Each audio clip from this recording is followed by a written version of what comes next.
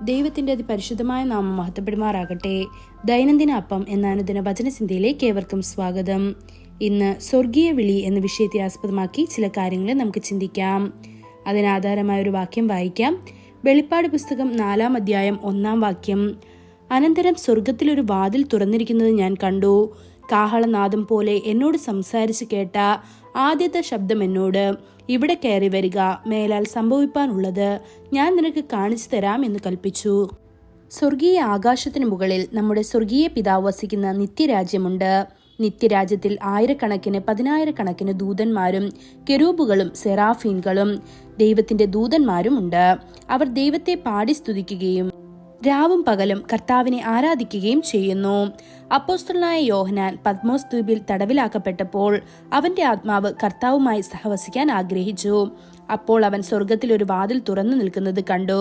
സ്വർഗസ്ഥനായ പിതാവും അവനെ എല്ലാ സ്നേഹത്തോടെയും നോക്കി അവനെ വിളിച്ച് ഇവിടെ വരൂ എന്ന് പറഞ്ഞു. എന്തൊരു അത്ഭുതകരമായ വിളി! കർത്താവിന്റെ ശബ്ദം കേൾക്കാൻ നിങ്ങളുടെ കാതുകൾ എപ്പോഴും തുറന്നിരിക്കട്ടെ.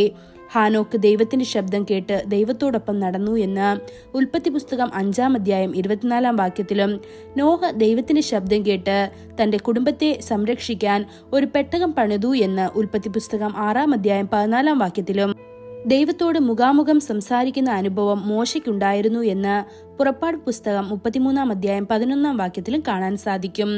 കർത്താവ് നിങ്ങളെയും വിളിച്ചുകൊണ്ടേയിരിക്കുന്നു, ഇവിടെ വരൂ എന്ന്. അതിനാൽ നിങ്ങൾ എവിടെയാണോ അവിടെ തുടരുന്നതിൽ തൃപ്തിപ്പെടരുത്. നിങ്ങളുടെ ആത്മീയ ജീവിതത്തിലും പ്രാർത്ഥനാ ജീവിതത്തിലും നിങ്ങൾ തുടർച്ചയായ പുരോഗതി കൈവരിക്കണം. ഉയർന്ന തലങ്ങളിലേക്ക് കയറാൻ കർത്താവ് നിങ്ങളെ വിളിക്കുന്നു. നിങ്ങളുടെ സ്നേഹത്തിൽ കയറുക, നിങ്ങളുടെ അഭിഷേകത്തിൽ കയറുക, നിങ്ങളുടെ വിശുദ്ധിയിൽ കയറുക. തിരുവെഴുത്തുകളിൽ അക്ഷരാർത്ഥത്തിൽ ആരോഹണ അനുഭവങ്ങൾ രേഖപ്പെടുത്തിയിട്ടുണ്ട്.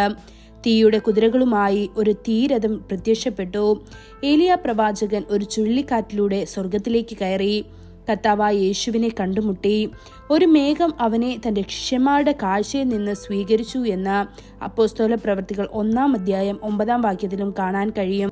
യേശു സ്വർഗത്തിലേക്ക് കയറി പിതാവായ ദൈവത്തിന്റെ വലത്തുഭാഗത്തിരുന്നു. യോഹന്നാനെ മുകളിലേക്ക് വരുവാൻ വിളിച്ചവൻ പരിശുദ്ധാത്മാവിനെ അയച്ചു. അവൻ ആത്മാവിലായിരുന്നു. തുടർന്ന് കർത്താവ് അവനെ സ്വർഗീയ ആകാശത്തിലൂടെ സ്വർഗീയ വാതിലിലൂടെ നിത്യരാജ്യത്തിലേക്ക് കൊണ്ടുപോയി. തിരുവെഴുത്ത് പറയുന്നു, അനന്തരം സ്വർഗത്തിലൊരു വാതിൽ തുറന്നിരിക്കുന്നത് ഞാൻ കണ്ടു.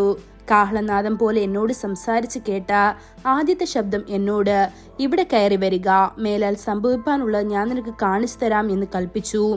ഉടനെ ഞാൻ ആത്മവിവശനായി സ്വർഗത്തിൽ ഒരു സിംഹാസനം വെച്ചിരിക്കുന്നതും സിംഹാസനത്തിൽ ഒരുവൻ ഇരിക്കുന്നതും കണ്ടു. ഇത് വെളിപ്പാട് പുസ്തകം 4-ാം അധ്യായം 1-2 വാക്യങ്ങളിൽ കാണാൻ സാധിക്കും. യേശു സ്വർഗത്തിലേക്ക് കയറി. ആ വാതിൽ ഇന്ന് നിങ്ങൾക്കായി തുറന്നു വെച്ചിരിക്കുന്നു. ആ സ്വർഗത്തിന്റെ വാതിൽ എന്താണ്? കർത്താവായ യേശു പറയുന്നു, ഞാനാകുന്നു വഴിയും സത്യവും ജീവനും. ആരെങ്കിലും എൻ്റെ അടുത്ത് പ്രവേശിച്ചാൽ അവൻ രക്ഷിക്കപ്പെടും, അകത്തും പുറത്തും പോയി മേച്ചിൽപ്പുറങ്ങൾ കണ്ടെത്തും എന്ന് യോഹന്നാൻ 10-ാം അധ്യായം 9-ാം വാക്യത്തിൽ കാണാൻ സാധിക്കുന്നു. ദൈവമക്കളെ, നിങ്ങൾ വാതിലിലൂടെ പ്രവേശിക്കുമ്പോൾ കർത്താവായ യേശുവിലൂടെ നിങ്ങൾക്ക് എളുപ്പത്തിൽ സ്വർഗത്തിലേക്ക് പ്രവേശിക്കാം. ഈ വചനങ്ങളാൽ ദൈവം നമ്മെ ഓരോരുത്തരെയും അനുഗ്രഹിക്കുമാറാകട്ടെ. കൂടുതൽ ധ്യാനത്തിനുള്ള വാക്യം വെളിപ്പാട് 19-ാം അധ്യായം 1-ാം വാക്യം.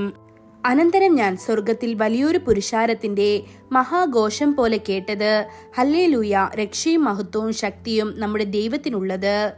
ഇന്നത്തെ ബൈബിൾ വായന രാവിലെ ഉത്തമഗീതം 6, 7, 8 അധ്യായങ്ങൾ, വൈകുന്നേരം ഗലാത്യർ 4-ാം അധ്യായം. ആമേൻ.